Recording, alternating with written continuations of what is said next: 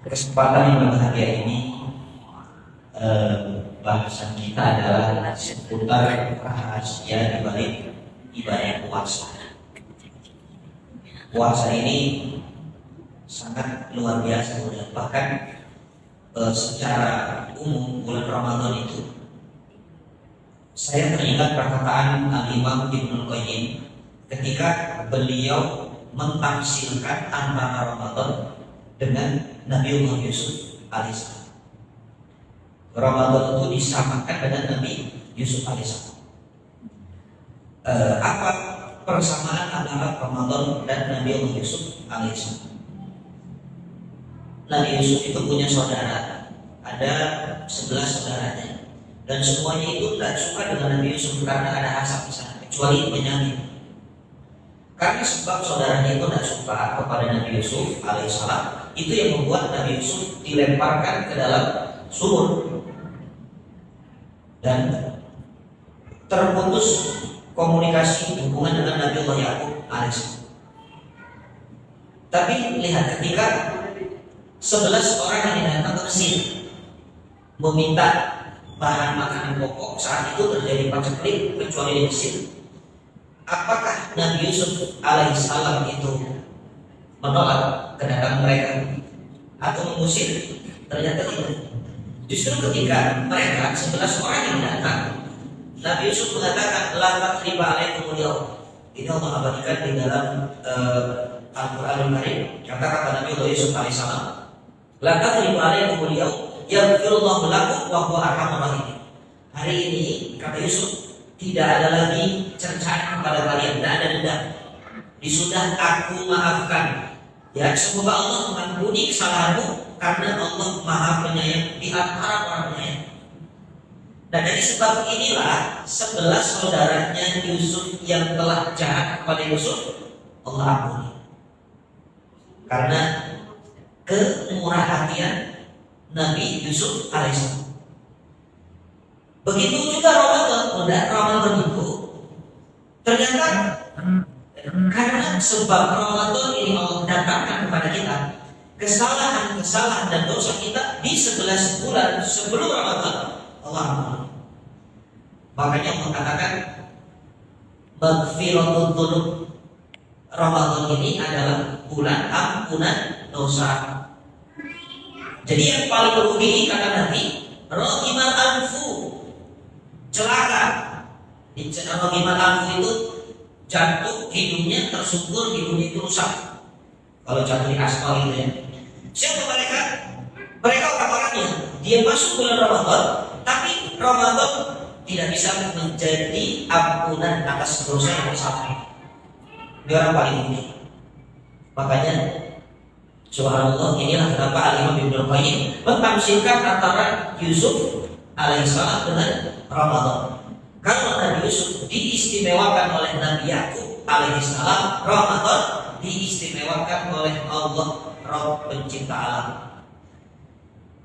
Ini tentang Ramadan dulu. Kita lihat. Dan itu adalah Allah sekarang.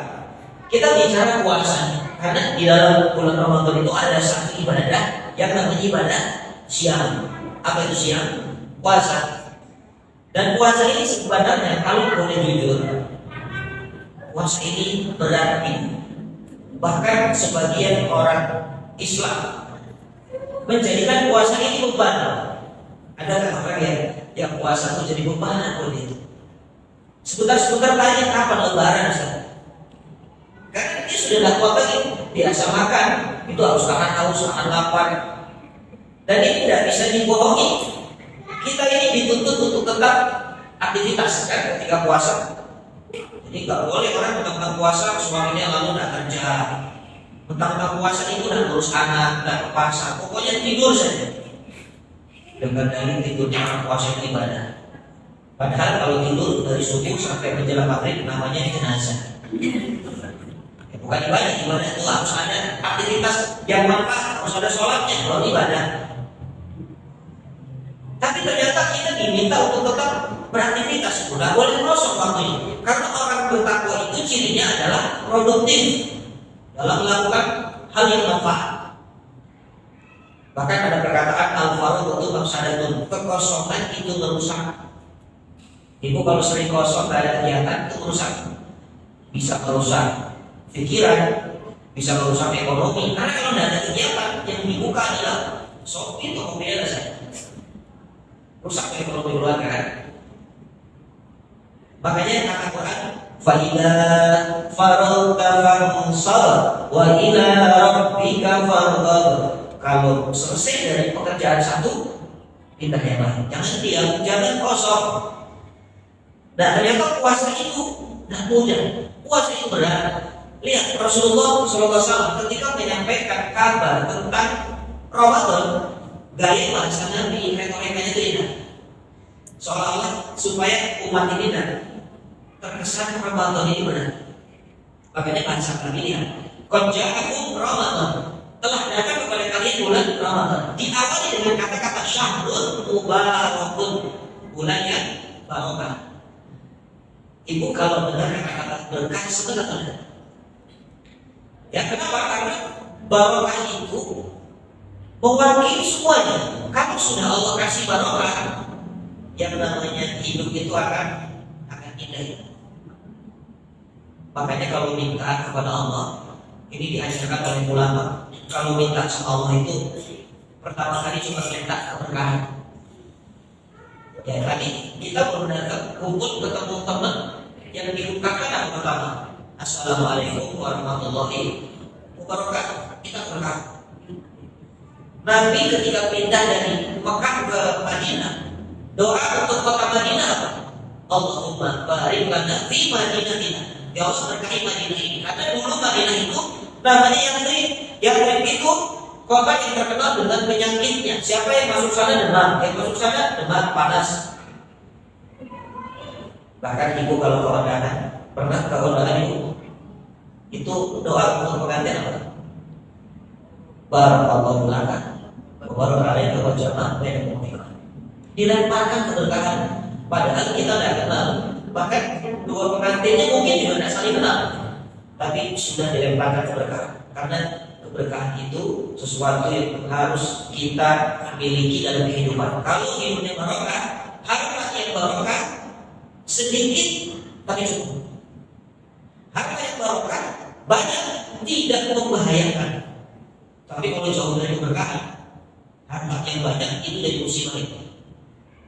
Kalau jauh dari keberkahan, anak yang banyak jadi musibah.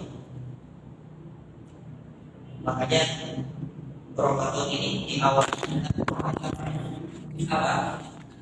Bulan barokah, bulan yang berkah. Jujur, kenapa ibu bahagia ketika bulan suci Ramadan? Padahal sekarang ini harga telur naik atau enggak?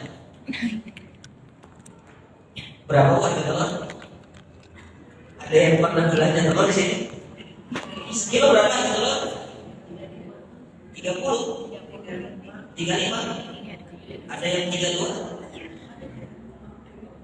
Semua harga itu naik, tapi ibu tetap bahagia, tidak sedih, tetap bisa makan, tetap bisa aktivitas.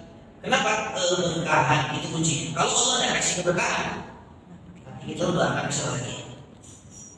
Ya, bukan hanya itu kata Nabi, dibuka pintu surga, ditutup pintu neraka, kemudian diikat syaitan. Di dalamnya ada satu malam yang lebih baik dari 1000 bulan. Coba hadis ini semuanya kabar gembira itu. Hanya satu perintahnya, kata Nabi, "Iftaradallahu alaikum siyamahu." Allah mewajibkan kalian untuk puasa di bulan ini. Jadi semuanya isinya kabar gembira. Perintahnya hanya satu. Rasulullah ingin menghibur umatnya. Ini loh puasa yang mengatakan puasa ini berat, puasa ini beban. Coba lihat dari sini, semua adalah kabar gembira. Jadi kita sebagai orang yang beriman itu tidak boleh menjadikan puasa ini beban. Harus puasa ini justru menjadi kebahagiaan untuk semakin mendekatkan diri kepada Allah dalam ketaatan. Nah, itu orang-orang yang beriman. Nah, ibu yang dirahmati Allah, sekarang dari mana kita mulai bahas tentang rahasia puasa? Ya pastinya kita akan mengawali dari makan sahur. Karena puasa itu awalnya adalah makan sahur. Kita lihat rahasia makan sahur dulu sebelum kita lihat puasa. Ya, singkat. Yang pertama, ya Rasulullah SAW menyampaikan kepada kita, farquma baina siyamina wa siyami ahli kita akalat sahur. Jadi perbedaan antara puasa kita dengan puasanya ahli kita itu adalah makan sahur. Jadi ahli kita itu mereka juga puasa. Karena syariat puasa itu ternyata karena kutiba ala ladina min qablikum, dari orang-orang dulu itu juga puasa. Ini menarik. Setiap nabi itu punya syariat yang tidak sama. Jadi nabi itu punya syariat yang berbeda. Tapi untuk puasa dari dulu sampai akhir zaman ini syariatnya dan sama. Hanya mungkin waktunya tidak sama. Ada yang puasa 40 hari, ada yang puasa 3 hari, ada yang puasa kita 30 hari, 29 hari. Tapi syariat puasa dari zaman Nabi Adam sampai Rasulullah sekarang, umat akhir zaman itu tetap ada. Coba, kalau syariat Nabi Adam dulu ada yang dihapus apa? Ada.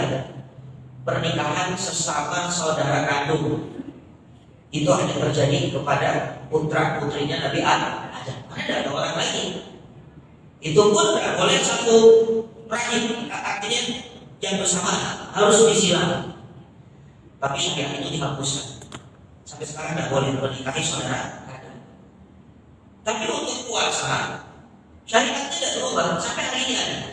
Dan ternyata ahli kita juga puasa.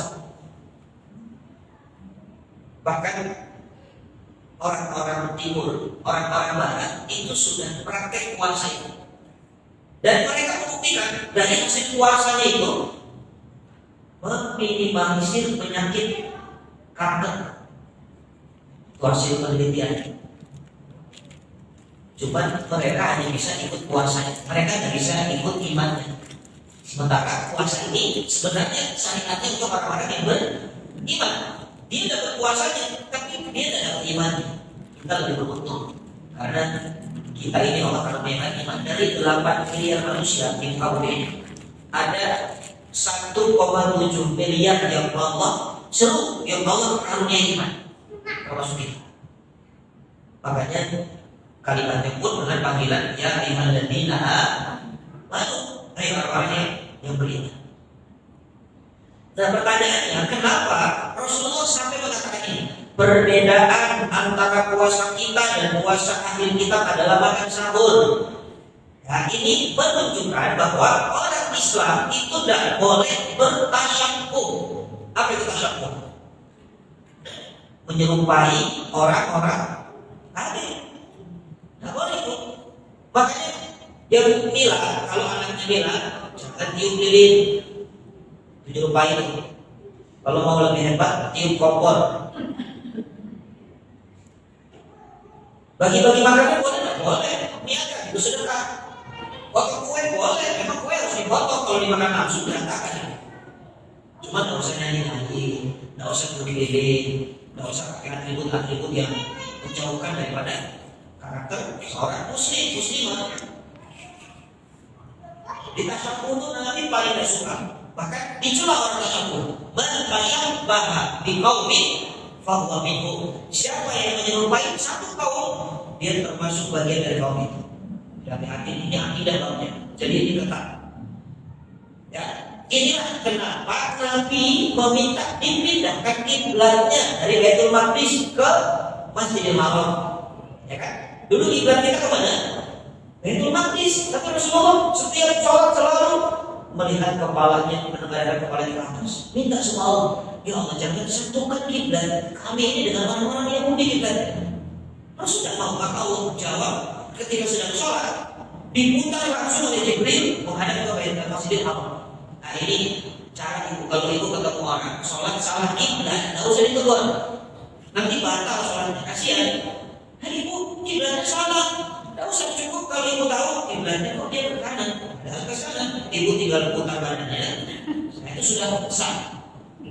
Itu pun kalau dia paham. Kalau dia tidak paham repot, diputar balik lagi ya, diputar diputar balik lagi semua. Tapi boleh dibisikkan kiblatnya sama. Saya putar ya. Nah, yang sholat jangan jawab, makasih ya, tahu saya batal sholatnya. Itu caranya gitu. Kadang-kadang ada orang salah kiblat malah ditertawakan, panik dia. Kiblatnya sama kayak kiblatnya. Diputar itu caranya. Itu yang pertama, itu dalil Nabi itu tidak mau menyerupai orang-orang tadi, orang Yahudi. Yang kedua, Rasulullah SAW ketika diperintah Allah untuk menyebarkan dakwah terang-terang, fasda biman tu'man, kata Allah, ya Muhammad, sekarang dakwah terang-terang. Nabi naik ke Bukit Sofa ya. Dalam sirah Nabawiyah, naik ke Bukit Sofa, Nabi menggunakan baju dan Nabi menyampaikan kabar tentang dakwah terang-terang. Karena dulu tidak ada mikrofon. Siapapun orang-orang Yahudi dulu, orang jahiliyah, kalau menyampaikan kabar penting, pasti naik ke Bukit Sofa. Tapi bedanya, kalau mereka tidak pakai baju, mereka tidak pakai baju, tapi Rasulullah pakai baju. Rasul tidak mau menyerupai orang Yahudi, walaupun secara dohir itu sama-sama naik ke atas Bukit Sofa. Tapi ada bedanya, itulah minimal kita. Jadi walaupun sama, tapi ada bedanya. Jangan betul-betul menyerupai. Itu yang kedua. Yang ketiga, dalilnya Rasulullah ketika datang ke Madinah, ada orang-orang Yahudi puasa. Ditanya kan, ini puasa apa? Kata orang Yahudi, ini puasa mensyukuri karena Nabi Musa selamat dari kejaran Firaun. Kita kenal dengan puasa Asyura. Rasulullah punya keinginan ketika masih hidup supaya kita tidak sama dengan Yahudi, puasa kita 2 hari, tanggal 9, tanggal 10. Waktu itu orang Yahudi hanya 10, hanya tanggal 10 saja, 10 hari. Ternyata Nabi sudah wafat. Jadi belum sampai ketemu tahun depan Nabi sudah wafat. Ini namanya hadis hikmah. Jadi keinginan Nabi menjadi sunnah bagi umatnya walaupun Nabi belum melakukan. Karena Nabi sudah punya keinginan. Makanya bukan semua yang Nabi tidak kerjakan itu bid'ah. Ini salah satu dalil. Nah, kemudian Umar bin Khattab radhiyallahu membuat penanggalan Islam. Kalender Hijriah itu kan inisiasi dari Umar. Dulu tidak ada kalender. Dulu itu yang dikenal tahun gajah, itu kan tahun-tahun yang mengingatkan pada peristiwa dan momentum. Nggak ada sebutan Hijriah itu nggak ada. Tapi Umar ingin berbeda dengan orang-orang kafir, makanya dibuat kalender Hijriah.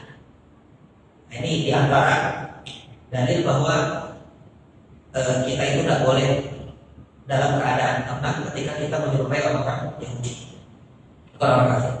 Yang kedua, ada dalam sebuah hadis Rasul SAW, ini tentang sahur itu. La yazalun nas bi khairin ma ajjalul fitrah wa yu'akhirus sahur. Ya, kaum muslimin akan senantiasa dalam kejayaan selama mereka menyegerakan berbuka dan mengakhirkan makan sahur. Ini agak perlu pemikiran yang lurus. Apa hubungannya Ustaz? Orang Islam makan sahur diakhirkan, berbuka disegerakan. Kok bisa membuat Islam ini jaya? Hanya dengan makan, diawalkan dan diakhirkan. Apa kata ulama? Rahasianya adalah karena kalau seseorang itu menyegerakan berbuka, seseorang itu mengakhirkan sahurnya, maka hakikatnya dia sedang menyelisih orang kafir.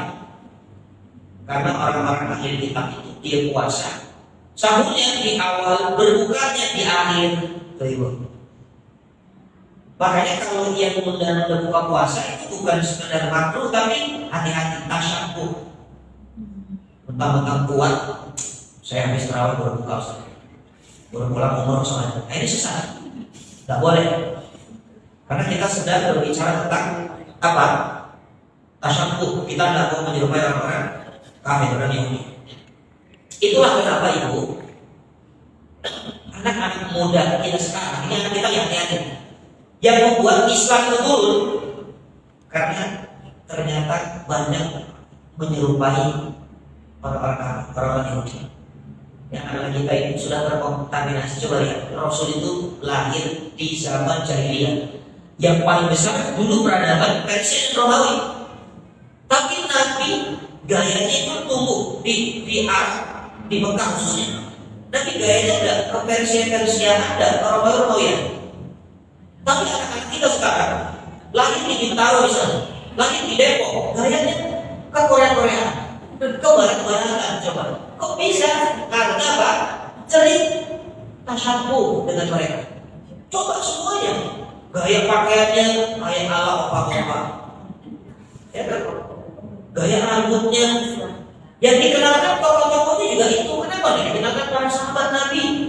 Bahkan sahabat Nabi itu lebih hebat daripada mereka. Jelas jasanya, perjuangannya, hasilnya ada. Makanya ini yang punya anak remaja ikut nanti taklim remaja di tanggal 1 ya, insya Allah bersama saya. Ya, jadi ini penting. Mudah-mudahan Ramadan ini menjadi wasilah operasi hidayah pada anak-anak. Karena kalau itu sudah tidak ada lagi, nanti masalah paling berat adalah anak itu masih bisa sujud dan doain kita.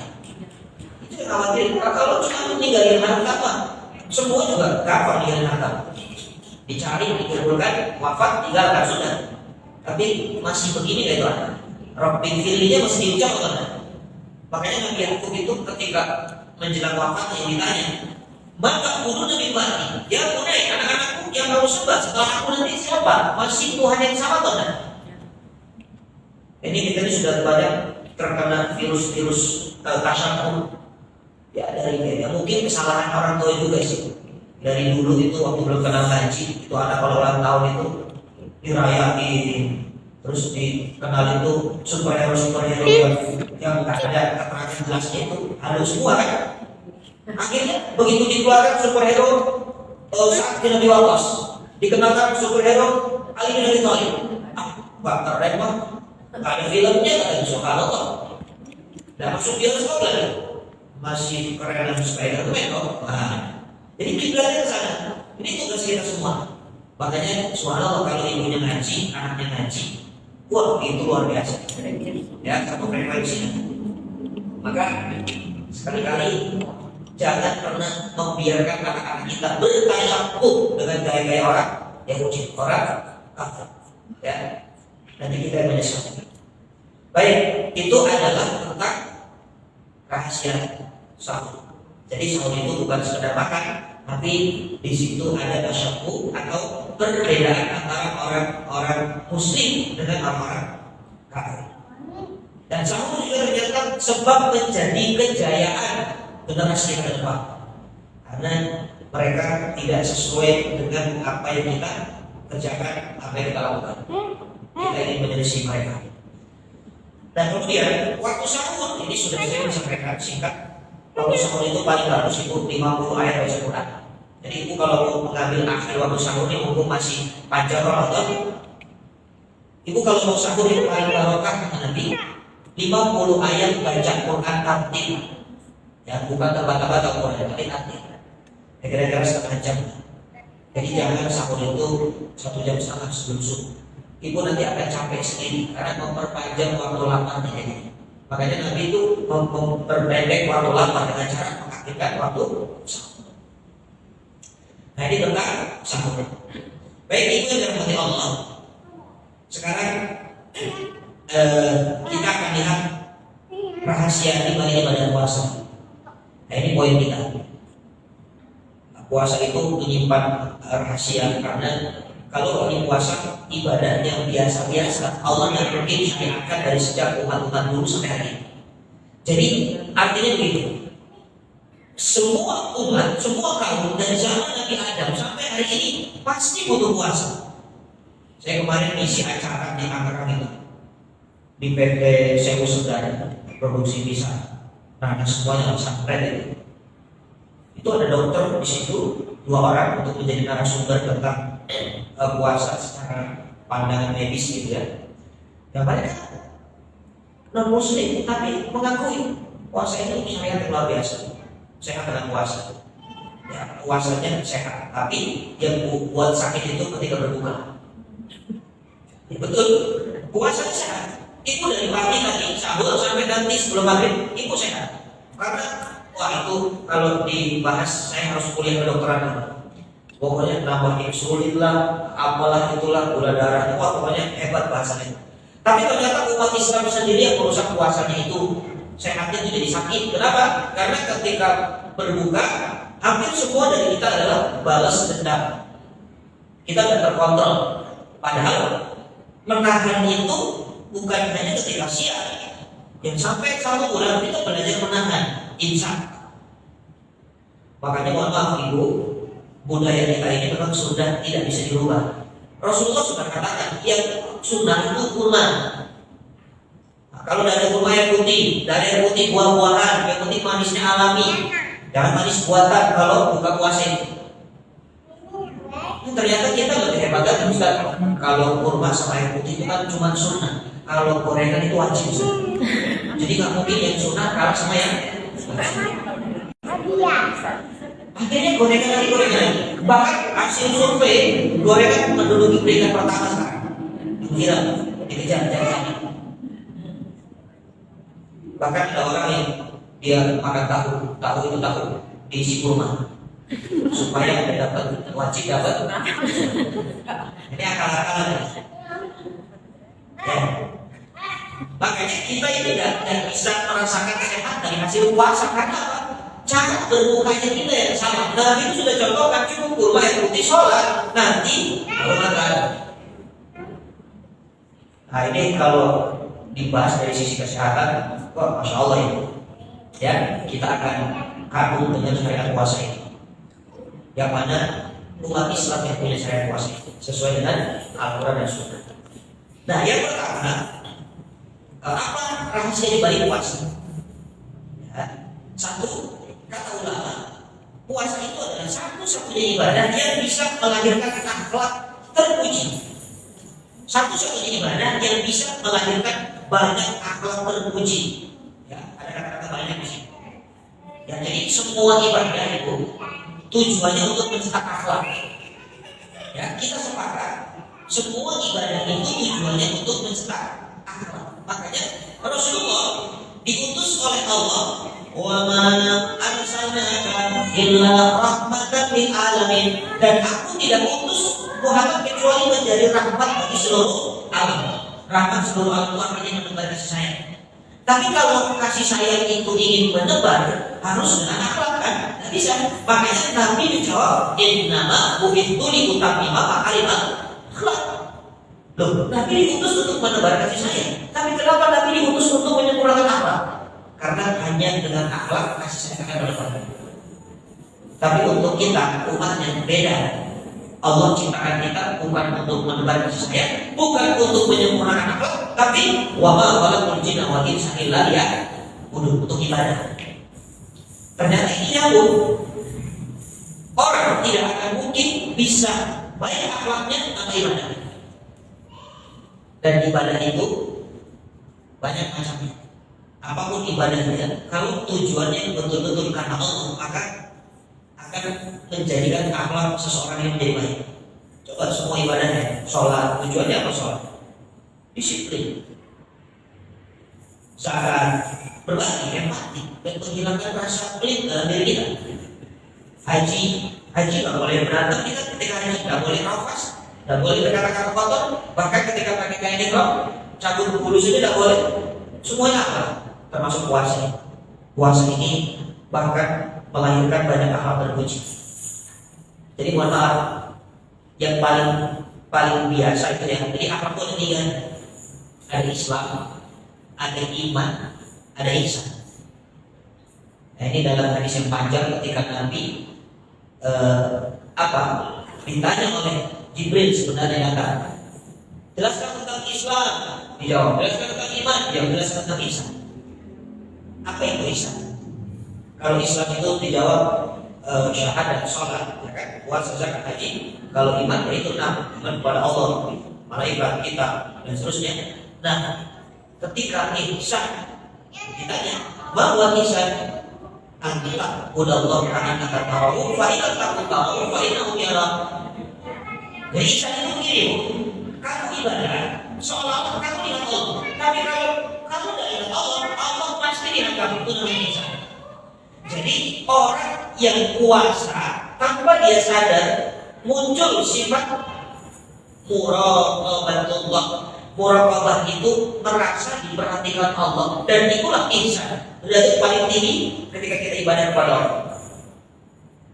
Mana buktinya Ustaz? Kok bisa orang puasa itu muncul sifat muraqabah? Ibu ini kalau siang di rumah gak ada orang ya, itu ada sirup panggil-panggil ibu minum atau enggak? Ada sirup, sepi udah ada orang. Kita abaikan, ya. Bahkan sirup itu kita singkir dan kita simpan. Kalau kamu haram, nanti ya nanti. Tuh, kita nggak tahu. Padahal mana nggak tahu ibu. Kalau ibu minum setelah saya, mana nggak tahu. Kalau minum tiba-tiba tekankan, habis minum. Masuk 3 hari. Begitu selesai itu bertahan. Mana nggak tahu. Tapi Allah tahu ibu mana ibu nggak lakukan itu kan? Itu namanya sifat muraqabah.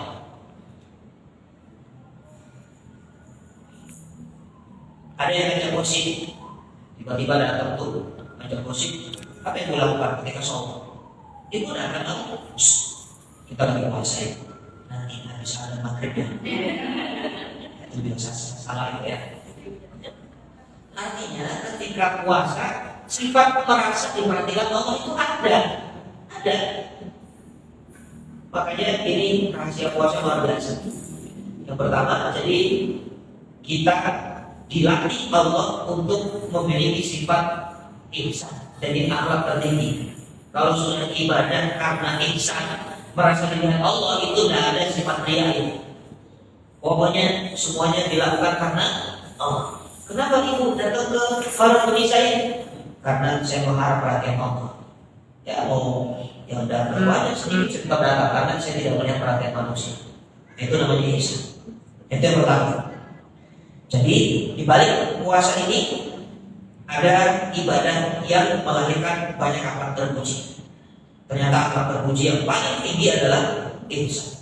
Apa itu ihsan? Singkatnya adalah muraqabatullah. Ya, orang tuh kalau sudah merasa terus diawasi Allah, nah mungkin ada anak yang berani durhaka sama orang tuanya.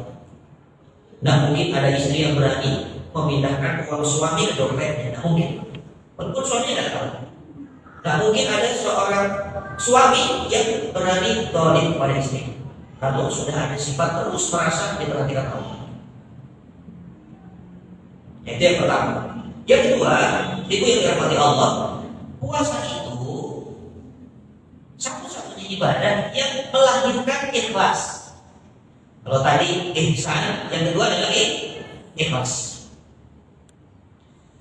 Bahkan dikatakan ibadah puasa itu sir bainal abdu wa rabbih. Ai bainal abdu wa rabbuh. Sir itu rahasia. Jadi rahasia antara Allah dengan hambanya itu adalah ketika puasa. Makanya dalam perkataan Rasul SAW, ini hadis diriwayatkan oleh Abu Hurairah radhiyallahu anhu, kullu amali ibni Adam lahu illa siyam fa innahu li wa ana ajzihi. Setiap amal anak Adam itu miliknya itu, kecuali puasa, karena puasa itu kata Allah milikku dan aku yang membalas. Jadi ibu tidak ketemu cari dalil berapa pahala puasa Ustaz. Dari ketahui kalau ada orang sholat, dia sholat berjamaah 27 derajat lokasi, 1 derajat ke derajat yang lain 500 tahun perjalanan. Ketika ada orang infak sedekah 10 kali lipat, bahkan 700 kali lipat. Ketika ada orang haji atau umrah, kata Nabi, al-hajjul mabrur laisa lahu jazaa illa jannah. Haji yang mabrur tidak ada balasan kecuali surga. Baca Quran 10 kebaikan. Tapi puasa enggak ada. La yani'u thawabahu illa Allah. Tidak diketahui pahalanya kecuali Allah. Itu puasa. Makanya karena pahalanya kita tidak tahu, tapi kita mau melakukan, itu kan ikhlas. Karena ada tipikal orang yang beramal, ini tipikal pedagang, itu hitungan itu. Saya mau tahajud Ustaz, tapi dapat apa ya dari Allah? Nah, kalau tahu keutamaannya, pahalanya, balasannya, baru dia bertahajud. Itu tipikal pedagang. Tapi ini tipikal yang ikhlas. Dia sudah pikir lagi pahala dan di surga, pokoknya diberi tahu saya kerjakan. Itu ibadah puasa. Nah pertanyaan kedua, kenapa pahalanya dirahasiakan? Kenapa tidak disampaikan? Karena kata ulama, puasa ini satu-satunya amal soleh yang sangat kecil peluangnya ibu bisa lihat. Kita tuh susah kalau mau lihat puasa, kecuali ibu cerita ke orang, kecuali ibu update status. Ini puasa sunnah pastinya. Kalau Ramadan, semua puasa. Ini tuh puasa sunnah. Ya Alhamdulillah, hari Senin yang cerah ini saya sahur dengan telur ceplok ditemani dengan ayam bakar. Ada status orang jadi tahu dia puasa. Karena yang paling susah puasa itu bukan menahan haus dan lapar, menahan diri. Ketika orang itu tidak tanya kenapa kita tidak makan, itu susah. Gue lagi kumpul-kumpul sama teman Arisa, pada rumah gue lagi puasa. Jamnya makan siang, prasmanan, semua orang lagi makan, ibu udah lagi makan karena puasa. Apa yang ibu inginkan di sana? Kok nggak ditanya? Saya nggak makan ini. Kan susah ya. Akhirnya kita jawabnya teman kita, tolong tanya kenapa saya nggak makan.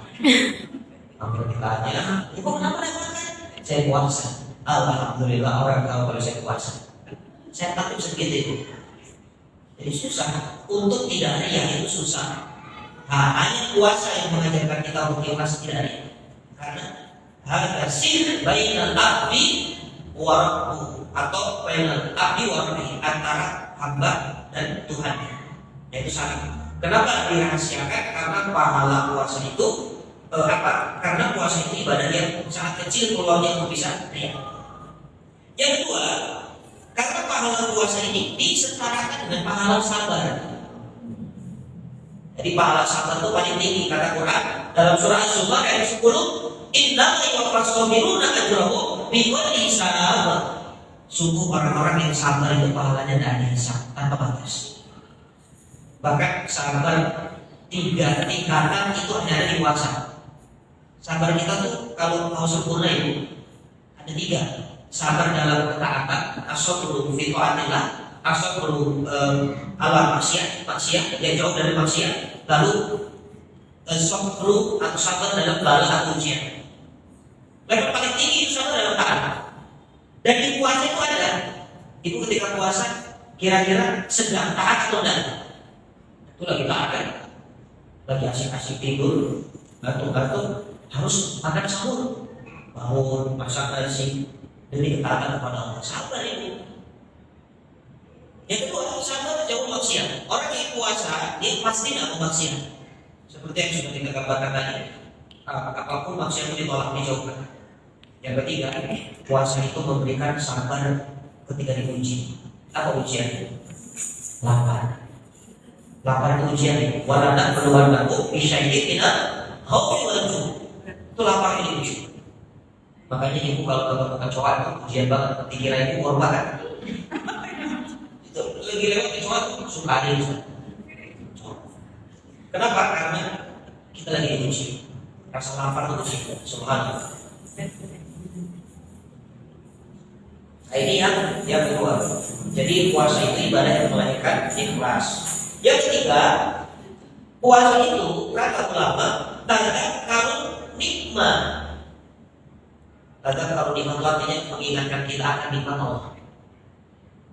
Orang kalau sudah sering dikasih nikmat, biasanya lupa syukur. Benar. Quran sudah mengatakan kalla inna insana la yatgha an benar. Manusia itu kalau sudah dikasih nikmat, dia lupa, dia melampaui batas, bahkan dia tidak tahu nikmat ini dari siapa ya, lupa dia. Makanya kalau ketika sudah kaya, nggak tahu dia diminta sedekah banyak, dia lupa bahwa kekayaan dari Allah. Tak laba, banyak kisah-kisah yang terjadi, yang awalnya miskin, begitu kaya dia lupa dengan syukur. Bahkan puasa itu mengajarkan kita supaya kita ini tidak lupa dengan nikmat Allah yang sudah banyak. 11 bulan dikasih nikmat itu. Apa hubungannya Ustaz? Kok bisa puasa itu menghilangkan nikmat? Coba selama 1 bulan Allah paksa kita berhenti menikmati makanan. Walaupun ibu banyak uang, ibu bisa ke kemana-mana makan kuliner tiap hari, bisa dong. Mau makan siang di sini, sarapan di sini, sarapan di Singapura, makan siangnya di Amerika, nanti makan malamnya di China misalnya. saking banyak uangnya punya jet pribadi, ya.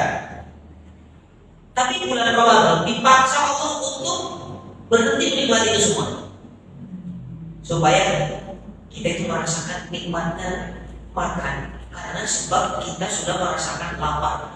Bukankah orang yang merasakan nikmat makan itu ketika dia sedang lapar? Ibu kalau sudah kenyang dikasih makanan apapun itu tidak masuk. Makanya kalau puasa itu setelah buka itu coba itu gorengan dikumpulkan dari semua kecamatan itu dimakan, baru makan satu tahu, satu bakwan, satu lontong, satu coprok, satu kolak, satu asinan, itu udah kenyang itu. Sudah tidak nafsu lagi makan. Kenapa? Karena yang membuat kita nikmat makan bukan makanannya, bukan restorannya, tapi rasa laparnya. So Allah ingin mengembalikan kita bahwa orang-orang yang beriman yang lupa nikmat kenyang, nih aku kasih lapar supaya kamu menghargai nikmat kenyang, supaya tidak lupa. Karena nikmat yang sering dilupakan salah satunya nikmat kenyang. Padahal orang sudah mengatakan alladzi at'amahu min ju' wa amanahu min khauf. Allah yang kasih makan kita tuh lapar jadi kenyang. Jadi ini takdir dari Allah. Ternyata kita diingatkan ketika puasa. Dia juga ya ibu kalau siang membayangkan air putih dan kurma saja sudah bahagia ya. Gak usah muluk-muluk lah buka puasa pakai apa dan apa. Ada tahu satu potong saja itu bisa dibagi dua, itu sudah cukup. Itulah beda kan kalau di luar Ramadan kayaknya makan pakai pecel lele kurangnya. Pokoknya tuh yang daging-dagingan, nanti di rumahnya tuh yang kebarat-baratan, bosan makan yang sudah-sudahan. Tapi kalau puasa makanan apapun disyukuri itu, ya kan? Disyukuri. Itu cara Allah untuk mengingatkan kita. Bahkan bukan cuma itu, tapi bahagia itu ini paling mahal. Apa kata Nabi? Listohin fathatani. Bagi orang yang puasa dua kebahagiaan. Satu indal fitri ketika dia berbuka. Yang kedua indal liqa'i rabbi ketika nanti jumpa dengan Allah. Ibu kalau mau berbuka itu bahagia. Yang membuat ibu bahagia ketika berbuka karena ada makanan. Bukan. Karena kita mampu mengendalikan nafsu kita dari terbit fajar sampai terbenam. Jadi ibu bahagia. Jangan ukurannya makanan ibu. Nanti kalau tidak ada makanan ibu tidak bahagia. Makanya ukurannya karena ibu bisa mengendalikan hawa nafsu. Menang melawan hawa nafsu, melawan syaitan. Nah yang kedua, ini lebih dahsyat lagi bahagia ketika nanti bertemu dengan Allah di surga mana. Kalau sudah dikatakan bahagia ketika jumpa dengan Allah, artinya bertemunya akan di surga, melihat Allah di surga. Doanya Nabi saja, Rasul itu punya doa begini, Allahumma inni as'aluka ladzatan nadri ila wajhika. Ya Allah, aku meminta diberikan kenikmatan atau kelezatan memandang wajahmu di surga. Itu kata Nabi. Lalu ketika di dunia, Nabi doanya, ini doa untuk akhiratnya. Ketika di dunia, Nabi minta asyauq, ya, atau rasa rindu. Ya Allah, berikan aku rasa kerinduan untuk berjumpa denganmu. Itu Nabi minta semua, diberikan kerinduan untuk jumpa dengan Allah, diberikan kelezatan untuk memandang wajah Allah. Orang-orang yang puasa itu tanpa doa sudah dapat itu. Jadi bagian puasa itu kata ulama menumbuhkan rasa kerinduan kepada Tuhan. Itu puasa. Nah itu yang pertama. Yang ketiga, jadi puasa itu tanda nikmat, mengingatkan kita atas nikmat Allah yang mungkin kita lupa syukur. Yang keempat, puasa mengajarkan kepekaan sosial. Maknanya menghilangkan rasa bakhil dalam hati. Bakhil itu penyakit hati, pelit. Orang pelit itu, guru-guru kita sering merupakan orang pelit itu. Saking pelitnya, dosanya dimintanya nggak dikasih. Kalau ada orang dosanya diminta nggak dikasih, itu sudah pelitnya udah kronis.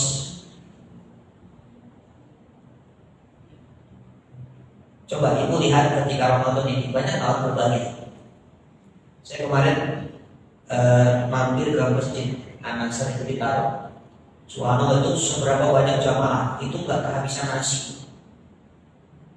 Ya saya kadang-kadang nggak enak juga kalau mampir ke masjid itu karena kenal. Jadi saya nggak niat mau ngambil itu dikejar, ya sebabnya. Emang pada Allah Ramadan ini saya jalan terus kemana-mana. Jadi kadang-kadang maghrib itu di mobil, ya cuma pakai air dan kurma. Kadang kalau ketemu masjid, ya pas mampir ke masjid.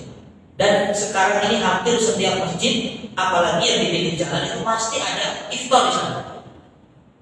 Bahkan saya baca itu Bu, ketika selesai sholat itu ada layar itu untuk dana iftar Masjid An-Nasan. Sampai saat ini saldonya berapa? 45 juta. Itu baru per hari itu, belum lagi ada yang masuk. Artinya ketika Ramadan ternyata banyak orang yang peka. Ya banyak orang yang memang berlomba-lomba untuk berbagi. Allah hilangkan penyakit bakhil kita ketika Ramadan. Memang Allah tumbuhkan sifat apa? Sifat baik, sifat peka itu ketika bulan Ramadan. Yang nggak pernah sedekah tidak boleh sedekah sih. Makanya jangan takut kelaparan kalau Ramadan itu kemana, apalagi di daerah-daerah Timur Tengah, subhanallah, di Mekah, di Madinah. Ya, bahkan ini ada kisah dari sahabat Ali. Di sahabat Ali bin Abi Thalib dan Fatimah itu pernah bernadar karena itu salah satu dari putra sakit. Dan mereka bernadar kalau sembuh maka akan puasa 3 hari. Nah, lalu Ali radhiyallahu anhu puasa 3 hari. Tapi di hari pertama ketika berpuasa, namanya Fatimah, istrinya ini ingin membahagiakan suaminya kan. Fatimah ini bekerja. Jadi putri Nabi, istri daripada sahabat Ali bin Abi Thalib, sahabat Nabi, tapi masih kerja. Tidak mau minta-minta. Itu Fatimah. Dan dari sinilah dalil perempuan itu boleh bekerja. Ya, jadi perempuan boleh bekerja. Walaupun Quran mengatakan yang bagus ya dia di rumah. Ya, tapi bukan membatasi. Nah, ketika menjelang berbuka ini Fatimah sudah masak ibu, sudah masak yang terbaik, terenak, kesukaan suaminya. Begitu ingin berbuka, tiba-tiba datang tamu di ketok pintunya. Assalamualaikum warahmatullahi wabarakatuh. Ternyata ini adalah anak orang miskin. Yang datang orang miskin. Dia minta makanan. Padahal itu makanan dimasak khusus untuk suaminya. Kata Fatimah, ya Ali, engkau setuju atau tidak kalau makanan ini diberikan kepada yang miskin? Kata Ali, silakan berikan. Lalu hari pertama itu makanan yang enak tadi diberikan kepada orang yang membutuhkan, orang miskin. Keesokannya hari lagi dia masak lagi Fatimah, karena puasanya 3 hari kan. Hari kedua masak lagi, siap untuk dihidangkan, datang lagi orang. Yang kedua ini anak yatim. Kata Fatimah, ya Ali, ini makanannya boleh tidak kalau dikasih anak yatim? Silakan kasih Fatimah, diberikan. Hari ketiga dibuatkan lagi makanan, siap untuk dimakan, datang lagi apa? Wa'asir itu tawanan perang. Ada tawanan perang datang, minta makanan. Kata Fatimah, ya Ali, ini bagaimana ini sudah hari ketiga makananmu ini kasih kepada tawanan perang ini atau mau dimakan? Silakan berikan kepada tawanan perang, dikasih. Sampai karena sebab ini turun ayat. Ini ayat menguji Ali bin Abi Thalib dan Fatimah. Apa kata Allah? Wa yuqimuna ta'ama al-hubbihi miskina wa yatiman wa asira. Ya, maka Ali memberikan makan orang miskin, anak yatim dan tawanan perang. Padahal itu sedang puasa dan siap menyantap makanan yang disuka. Tapi karena sifat bakhil itu Allah hilangkan karena sebab puasa, maka senikmat apapun dikasih. Dan dulu silakan. Bukan makanan. Nah, ini seharusnya ada dalam diri orang-orang yang beriman. Tidak hanya di bulan Ramadan. Ya, jadi bahkan di daerah Sona itu, di Yaman. Ini cerita dari para guru di Sona itu kalau Ramadan itu kata para pelajar di sana itu perbaikan gizi. Ya, kenapa? Karena setiap pada maghrib itu orang kaya pasti di depan pintu masjid cari orang untuk diajak makan di rumahnya, bahkan tadi rebutan itu betul-betul rebutan ingin mengajar orang ini makan di rumahnya. Makanya kata para pelajar itu ini kalau Ramadan perbaikan gizi. Akhirnya para pelajar itu bilang begini, ya sudah dikirim hari ini ke sini besok ke sini. Nah, mungkin 1 kali satu malam itu makan 2 tempat, tak kuat. Karena makanan orang Arab porsinya kan banyak. Jadi orang-orang yang memberi makan itu seharusnya dia begini contohnya. Seperti Nabi Ibrahim kan cari orang. Bukan momentum. Kalau kita budaya kita adalah momentum tuh. Ada syukuran rumah, ya kan? Baru mendapatkan makan. Ada boleh sih, ada boleh. Tapi itu ada tendensi di sana. Ya artinya mungkin ya ingin rumahnya didoakan. Ya ada pabrik kan walaupun baik gitu ya, tidak apa-apa. Saya tidak menyalahkan. Tapi ini betul-betul dia cari itu. Ya setiap sholat maghrib karena Ramadan, di luar Ramadan boleh sholat duhur, sholat kira-kira jam makan, sholat subuh, sarapan. Dan hanya beberapa orang yang begini. Saya sering menemukan itu di beberapa masjid. Kalau pada Allah saya sedang sholat di sana itu diajak, Ustaz ke rumah yuk makan di rumah. Tapi saya tak bisa karena harus jalan lagi kemana dan kemana. Nah itu diamalkan, bagus ibu. Ya silakan. Kalau memang ibu ada kelebihan harta, cari itu. Ya Pak, makan di rumah. Ya. Nah ini luar biasa itu. Kasih makan orang puasa itu pahalanya apa? Pahalanya sama seperti orang yang puasa. Ya Rasulullah mengatakan, "Man fattara sha'iman kana lahu mithlu ajrihi wa annahu la yanqusu min ajri syiyami syai'an." Siapa yang memberi makan orang puasa, maka baginya pahala seperti orang yang berpuasa itu. Ibu kebayang enggak kalau yang kita kasih makan itu orang soleh? Dan puasanya itu ternyata dinilai oleh Allah itu puasa itu berpahala luar biasa. Itu ibu dapat itu. Padahal ibu sedang menstruasi, mungkin ibu tidak puasa itu, tapi dapat pahala puasa karena memberi makan orang yang puasa. Sering ajak makan tuh imam masjid, marbot masjid, betul ibu. Mereka itu beriman kepada Allah. Jadi jangan dikira ya mereka itu orang-orang yang dipandang mungkin hanya marbot hanya, tapi itu luar biasa. Silakan dipraktekkan ini untuk mencuri pahala di bulan suci Ramadan. Subhanallah. Nah, itu yang berapa? Yang keempat. Ya, yang kelima, rahasia puasa adalah puasa ini tarbiyah ijtimaiyah, pendidikan berjamaah, pendidikan persatuan. Ibu kalau bukan karena Ramadan jarang makan bareng sama keluarga. Kadang-kadang sama suami juga tidak tentu, suaminya berangkat pagi, tidak buru-buru, tidak bisa sarapan dulu. Tapi makan sahur selalu bareng. Ya, untuk kita ini para asatid, walaupun berbukanya tidak pernah sama keluarga, ya, tapi sahur pasti sama keluarga. Ya kecuali keluar kota, ya, kecuali itikaf gitu, mabit. Makanya saya bisa bersama keluarga ketika sahur, ketika berbuka, wassalam. Saya di mana, istri di mana. Dan ini momentum menjaga persatuan khusus dari keluarga. Dan ibu bisa makan-makan bareng iftar. Itu kan ketika berbuka puasa. Ya Allah kumpulkan. Ya, bahkan nanti di hari Idul Fitri itu, wah itu persatuan umat itu dahsyat sekali. Setelah sholat salam-salaman gitu kan, salam ke rumah, indah. Maka dari puasa ini adalah kata ulama pentarbiyah ijtimaiyah kita. Persatuan kita dididik oleh Allah Subhanahu wa taala. Ya tanpa mengenal ras, tanpa mengenal jabatan. Yang namanya presiden tetap puasanya sama dari terbit fajar sampai terbenam matahari. Anak raja juga sama, rakyat juga sama, tidak ada bedanya. Berbuka puasa sama, pakai kurma ya kurma semua. Nasinya sama-sama semua. Itu pendidik untuk kebersamaan. Yang keenam, puasa melatih kita menjadi pribadi yang iffah atau punya sifatul afif. Afif itu dia jaga kehormatannya, tidak diperbudak hawa nafsunya. Itu sifat iffah. Makanya ada doa begini, Allahumma inni as'aluka al-huda wa tuqa wal afafa wal ghina. Kan itu.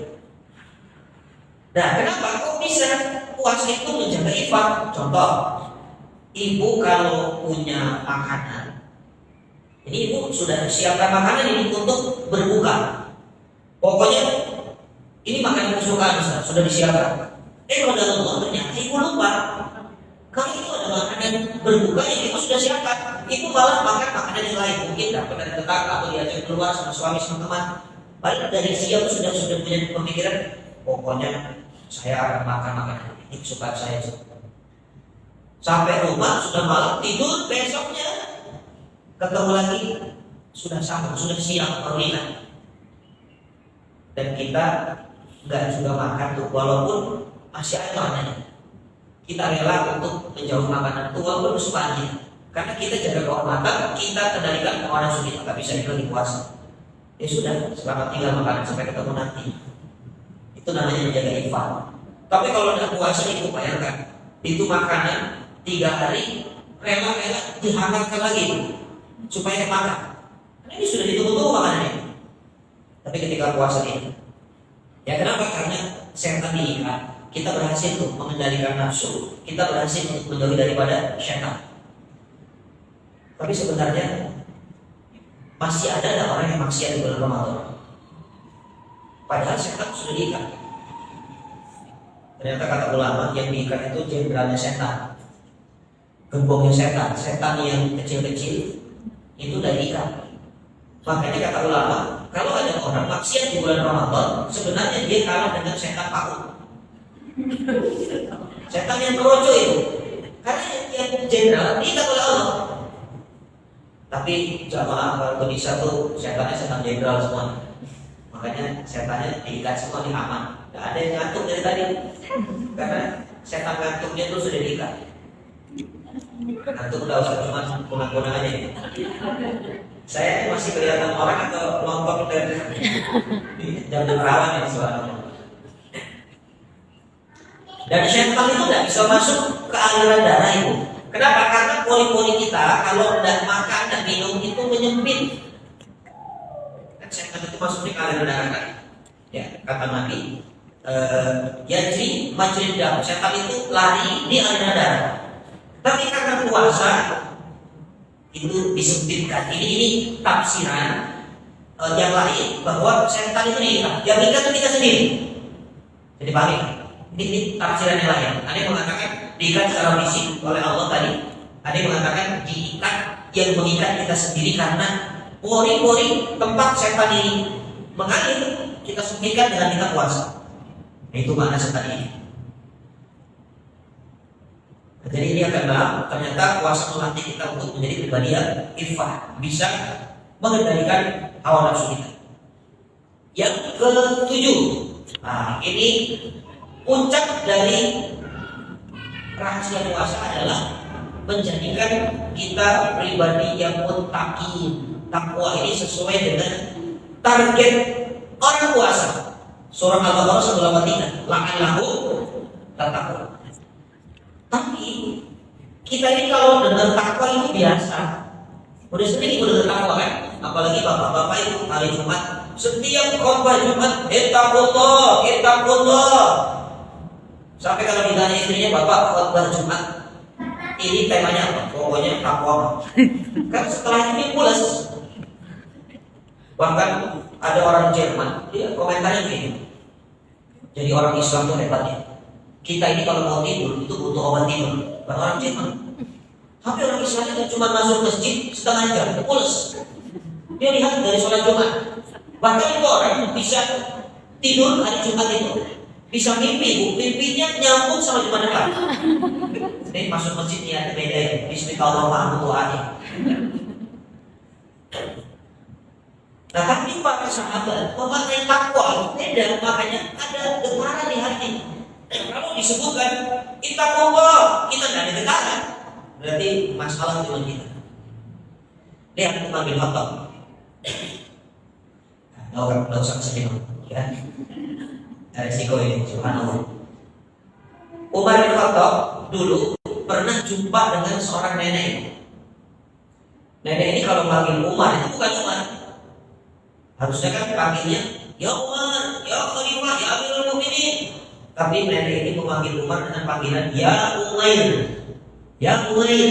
Umair itu maknanya ditasgir, untuk mengecilkan. Jadi namanya Umar dipanggil Umair, jadi seorang dikecilkan dia. Dan yang ada bersama Umar satu namanya Aslam, itu marah. Ya Umar, itu nenek memanggil Anda yang Umair. Kata Umar, dakwah, tinggalkan dia. Kamu tidak tahu dia itu siapa. Subhanallah, padahal ini yang disebut adalah seorang Amirul Mukminin, tapi dipanggilnya Umair, dikecilkan oleh nenek itu. Subhanallah, nenek itu berkata begini, ya Umair, dulu itu kamu kecil dan sering main di pasar bukan? Pasar itu maksudnya bukan. Sekarang kamu Umar jadi khalifah Amirul Mukminin. Ittaqillah ya Umar, kata nenek. Ittaqillah ya Umar. Begitu mendengar kata-kata ittaqillah ya Umar, itu nangis Umar.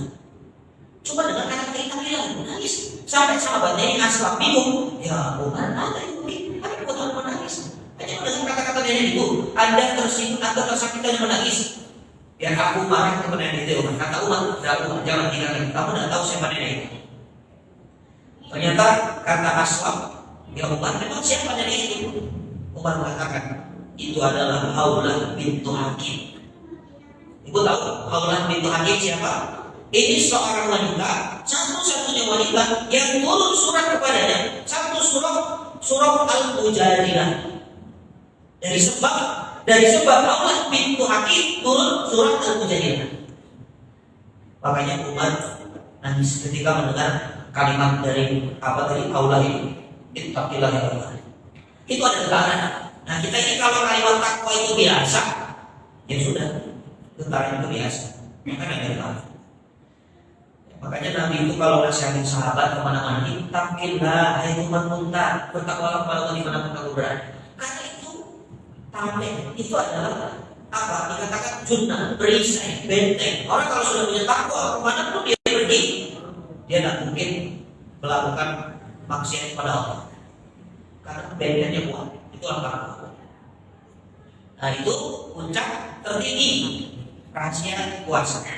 Yang terakhir, ke-8. Yang terakhir, puasa ini kata ulama syafa'atus shaum yaumul qiyamah. Jadi puasa ini syafaat di hari kiamat. Syafaat. Ini penting saya sampaikan. Syafaat itu luar biasa. Jadi kalau kita bicara pahala itu nanti bisa menjadi kafar. Kafar itu penebus ketika kita nanti berada di kotor. Ini setelah perjalanan sirat yang cukup panjang, kita tidak langsung masuk surga, tapi ada satu tempat namanya kotor. Kotor itu tempat kisos, di mana keburukan bertemu dengan kebaikan, yang jahat bertemu dengan orang lain, diselesaikan di kotoran namanya, di kisos itu. Nah nanti orang-orang yang ada di sana itu, ada sebagian mereka yang bangkrut, muflis. Kenapa? Karena dia punya amal soleh di dunia. Ternyata orang datang kepadanya, orang ini dia nggak lupa Allah, ya Allah, dia sih dulu memang rajin sholat, tapi lisannya itu nyakitin saya terus ya Allah, dan dia tidak minta maaf. Maka pahalanya itu lari ke orang yang disakiti. Nanti datang lagi, ya Allah, dia pernah dolim sama saya ya Allah, datang lagi pahala. Kalau sudah habis pahala, apa yang terjadi? Dosa orang yang kita dolimi itu dipindahkan ke kita ya. Itu kotor kejadian. Tapi orang ini sudah bagus, dia sudah tidak punya pahala, bahkan dosanya itu nambah. Tiba-tiba orang ini kaget karena Allah datang dengan pahala puasa. Allah datang dengan pahala puasa. Dia bertanya, ya Allah itu pahala apa? Ini puasa dulu Senin Kamis, ini puasa dulu Ayam Fitri, ini puasa Ramadan dulu. Ini kamu dulu pernah kasih makan orang puasa, walaupun kamu tidak puasa. Karena pahala puasa itu tidak bisa menjadi kafarah untuk menebus kesalahan. Tapi Allah datangkan, dan puasa itu nanti berkata kepada Allah apa? Subhanallah, puasa mengatakan, ya Allah, karena sebab dia menahan lapar di siang hari, haus di siang hari, fasyafaqni, Allah izinkan aku memberikan syafaat kepadanya. Maka orang yang tadi kamu bisa pahala bahkan banyak dosa, tiba-tiba dia harus mendapatkan pahala puasa yang selama ini Allah rahasiakan pahalanya. Inilah hubungannya kenapa puasa itu pahalanya dirahasiakan oleh Allah dari tabungan akhirat. Ibu pernah nggak dulu nabung di celengan ayam itu yang dari tanah liat pernah? Yang apa tuh? Ada kendi, ada plastik sekarang itu. Ibu lebih penasaran nabung di celengan ayam atau di bank? celengan ayam ya. Kenapa? Karena kalau di celengan ayam ibu udah bisa cek saldo kan, dikontrol 2 juta arah. Tapi kalau di ATM ibu selalu cek saldo, padahal saldonya sudah minta maaf. Mohon maaf, saldo ada cukup, dicek terus. Tapi begitu celengan ayam, subhanallah, ibu mau memecahkan saja, itu ada rasa-rasa gembira, penasaran berapa ya kira-kira ya. Dan itu kebahagiaan. Biasanya lebaran dibuka. Kalau nggak lebaran dan naik-naik sekolah, jalan tulis itu ya. Itu dipecahkan, padahal hasilnya tidak banyak-banyak banget ibu. 2000 lecong gitu kan. Koin-koin bekas kerokan itu masuk. Tapi bahagia. Kenapa? Tabungan. Oh ini cadangan di tabungan. Subhanallah, maka puasa pun akan menjadi syafaat kelak. Justru puasa itu dirahasiakan oleh Allah Subhanahu wa taala karena tidak bisa menjadi amal ketika berada di waktu. Itu syafaat pertama. Yang kedua, yang dimaksud syafaat puasa itu adalah syafaat atau kafarah untuk dosa-dosa kecil. Ibu yang dirahmati Allah, cara kita ini hilang dosa itu ada 4. 1, taubat. Ya, kalau tidak taubat, kena musibah, ditimpa ujian, itu gugur dosa kita. Atau syawatun yusyakwa, sampai durian busuk ke tubuh ini, itu juga ampunan kalau kita ingat. Yang ketiga, amal soleh. Nah, puasa ini amal soleh. Makanya kata Nabi, wa ati saya amal hasanah taqwa. Ikutilah perbuatan burukmu dengan perbuatan baik, karena perbuatan baik akan menghapus perbuatan buruk. Tapi ini dosa kecil. Kalau dosa besar harus dengan taubat. 3 ini kalau tidak dikerjakan, tidak taubat juga dia, dan amal soleh dia, dan karena ujian musibah, maka dibersihkan dosanya di jahanam. Di akhirat jangan sampai dosa kita dibersihkan Allah di jahanam. Makanya puasa ini jadi kapal. Man shoma Ramadan imanan wa ihtisaban, ghufira lahu ma taqaddama min dhanbi. Itu kata Nabi. Yang ketiga, puasa ini menjadi apa? Syafaatnya adalah sebab terkabulnya doa. Lisoimi dakwatun la turad. Kata Nabi, untuk orang-orang yang puasa doanya tidak tertolak. Kapan? Yang paling mustajab sebelum maghrib. Nah ibu kalau sebelum maghrib jangan tertipu dengan pecahin es batu. Jangan tertipu dengan siapin HP. Apalagi yang pegang remote TV cari channel mana duluan ada. Tidak usah. Itu melalaikan. Kenapa? Karena disitulah doa turun tidak ditolak oleh Allah. Makanya sampai masak bisa doa, sampai nyetir bisa doa. Ya, dan subhanallah, ketika dikatakan puasa ini sempurna, ya, yang kita lakukan bahkan levelnya itu bukan lagi level umum. Karena orang yang puasa yang umum itu cuma tahan haus dan lapar, tahan seksual. Tapi naik levelnya itu tahan haus, tahan lapar, tahan pandangan, telinga, lisan, kaki, tangan, semuanya ditahan, hati. Maka ini akan mencapai derajat puasa khusus dan pahalanya akan sempurna. Dan Allah kasih satu pintu surga khusus namanya arba'iyah bagi orang-orang yang puasa. Subhanallah. Jadi mudah-mudahan ya setelah kita mengetahui rahasia di balik ibadah puasa ini, kita semakin semangat memperbaiki puasa kita. Yang mumpung ini baru hari ke-8, 7 atau ke-8? 7 ya? 8 atau 7 nih? 8. Jadi mau cepat lebaran nih? Ya. Artinya apa? Masih panjang waktu. Ya, jadi semoga ini menambah hasanah kita, kebaikan kita. Saya kira cukup. Mohon maaf ini saya tidak bisa lama karena saya harus apa ini dan tahu sendiri dalam di sana kajian turun di sana. Jadi pertanyaan kita skip. Boleh? Izin.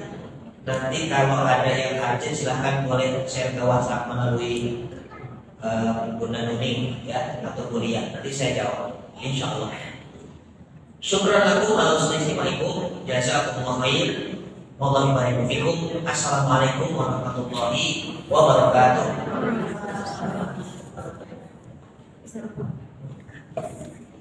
Alhamdulillahirrahmanirrahim. Sudah selesai kajian kita hari ini. Semoga bermanfaat untuk untuk lanjutan hari ke-9 dan seterusnya ya. Seperti tadi Ustaz bilang masih banyak waktu untuk kita bisa memperbaiki diri. Bagi teman-teman yang tadi mencatat, boleh di-share ke nomor admin AKK, nanti insya Allah akan di-upload di IG-nya AKK Indonesia. Oke baik, sebelum jazakallahu khairan Ustaz. Masya Allah. Ya, barakallahu fikum. Oke, tadi seperti Ustaz sudah sampaikan, mudah-mudahan yang punya anak remaja tanggal 1 ini, tanggal 1 April, tanggal 1 April insya Allah ada di masjid FRDJ taklim remaja bersama Ustaz Taufik Miftah. Jadi yang punya anak remaja silakan ajak anak remaja ke sana. Insya Allah kita akan bergabung sesama remaja. Bukan kita yang punya anak, kita bunda-bundanya. Oke baik, saya Nuni mewakili teman-teman dari anak Indonesia. Mohon maaf jika ada kekurangan. Sampai ketemu lagi insya Allah Kamis depan di sini juga bersama Ustaz Afdoli ya. Oke, saya pamit undur diri. Assalamualaikum warahmatullahi wabarakatuh. Jazakumullah khairan, mudah-mudahan semua barakallahu fikum. Semoga puasa kita diterima Allah Subhanahu wa taala.